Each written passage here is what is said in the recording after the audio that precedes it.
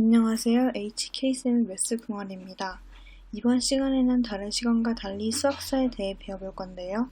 제가 이번에 소개할 수학사는 수학사의 시작, 고대 오리엔트입니다.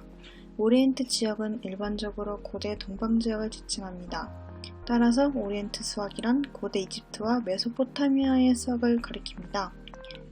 오늘 살펴볼 수학사 내용 중엔 첫 번째, 오리엔트 수학 훑어보기, 두 번째, 육심진법, 세 번째, 십진법, 네 번째, 단위분수, 마지막으로 이집트 수학이 몰락한 이유에 대해 알아보겠습니다. 첫 번째, 오리엔트 수학 훑어보기. 매년 6월이 되면 규칙적으로 발생하는 나일강의 홍수는 수학의 발생과 밀접한 관계가 있습니다. 그러니 이집트 문명은 나일강의 선물이라는 말이 설득력 있게 들립니다. 영양분이 많은 나일강 상류의 검붉은 흙이 하루로 쓸려 내려오면 농작물이 잘 자랐습니다. 홍수로 허물어진 땅의 경계선 때문에 측량술이 발달하면서 기하학도 발달하게 되었고, 가을에 추수를 하면 나라에서 거두어야 할 세금을 산출하면서 환술이 발달했습니다. 이집트인은 아름다운 서양 문자를 사용하고 삼각 숫자도 그림으로 표시했습니다. 또 나일강 유역에 무성하게 자라는 파피루스 종이로 만들고 그 위에 뾰족하게 만든 갈대펜으로 문자를 기록했습니다. 십진법을 사용하면서도 지금과 같은 위치적 기수법은 사용하지 않았습니다. 그림을 보면 요즘 숫자와는 아주 다른 전혀 모양이죠? 쓴 것이 아니라 그린 것 같습니다. 이집트인은 원기둥 모양인 곡식 창고의 부피도 계산하고 반구의 건널비도 계산했는데 이때 원주율을 3.116으로 사용했다고 합니다. 한편 메소포타미아가 이집트보다 수학이 발달했다는 증거가 점토판에서 발견됩니다. 메소포타미아인은 진흙으로 된 점토판을 만들어서 뾰족한 대나무 펜으로 쐐기 모양의 설형 문자와 설형 숫자를 사용했습니다. 진법은 육심진법을 사용했고요. 예를 들어 84은 1번 그림과 같이 표시했습니다. 2번 그림은 60, 3번 그림은 10을 의미합니다. 메소포타미아인의 60진법은 현재 우리가 사용하는 각도와 시간 계산에 남아 있습니다. 이들은 또 오늘날 완전 제곱글과 거의 비슷한 방식으로 2차 방정식을 풀었던 것으로 보입니다. 60진법을 개발한 메소포타미아 문명. 메소포타미아 지역의 첫 주인공은 스메르인이라고 하는데 이들은 벌써 서양 문자를 거칠 정도로 수준 높은 문명을 이루고 있었습니다. 서양 문자는 쓰는데 시간이 많이 걸리고 내용을 표현하기에도 불편해 나중에 쐐기 모양의 서양 문자로 발전합니다. 페니키아인은 이 서양 문자를 간단한 알파벳으로 만들었고 그리스인은 페니키아의 자음의 모음을 조합해 획기적인 알파벳을 만들어냅니다. 그러니까 오늘날 알파벳의 시초는 페니키아 문자라고 할 수 있습니다.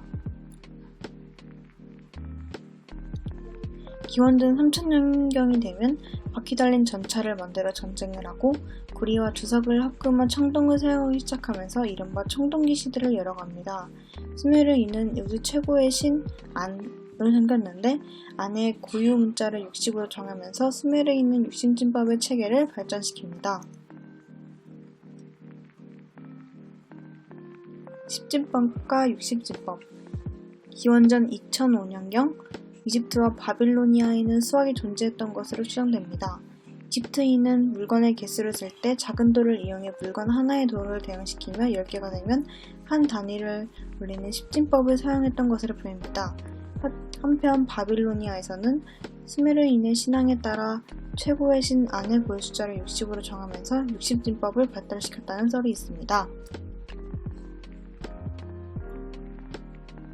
메소포타미아 수학은 바빌로니아에서 발달했기 때문에 바빌로니아의 수학이라고 불립니다.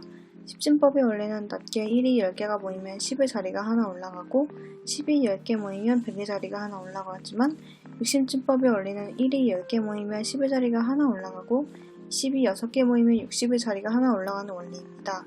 마치 시계에서 60분이 1시간으로 되는 것과 마찬가지 이치입니다. 단위 분수만 사용한 이집트인. 고대 이집트에는 화폐가 없었으므로 상거래는 보통 빵과 맥주를 기준으로 했다고 합니다.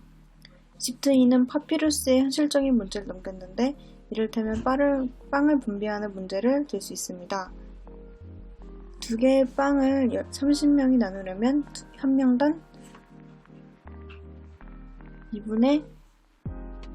두 개의 빵을 3명이 나누려면 한 명당 2분의 3이 정답이죠. 그런데 두 명은 한 개에서 2분의 3을 잘라서 갖고 나머지 한 사람은 3분의 1끼리 조각 두 개를 갖게 되면 작은 조각을 먹는 사람은 공평치 못하는 생각이 들겠지요? 파피루스에는 아래의 그림과 같이 빵 두 개를 2등분해 3명이 모두 한 조각씩 먹고 나머지 한 개를 3등분해 공평하게 나눈다고 설명합니다. 이들은 분수를 표시할 때 3분의 2를 빼고는 모두 분자가 1인 단위 분수만 사용했습니다. 또 다른 예를 들어볼까요? 빵 9개를 10명이 나누는 문제의 경우 우리는 한 명당 10분의 9라고 할 텐데 이들은 10분의 9는 3분의 2 더하기 5분의 1 더하기 3분의 1이라고 했답니다. 이집트 수학이 몰락. 그럼 이집트 수학은 왜 몰락했을까요? 고도로 발달한 이집트 수학이 왜 그 뒤로는 발달하지 못했을까요? 나라가 많기 때문이 아닙니다.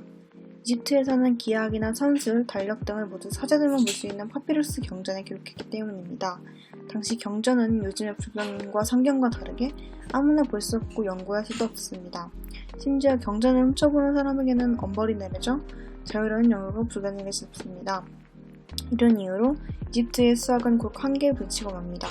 만약 이집트의 수학이 경전 속에 꼭꼭 숨어있지 않았다면 엄청나게 발전했을 거라 생각하니 안타깝게 그지없습니다.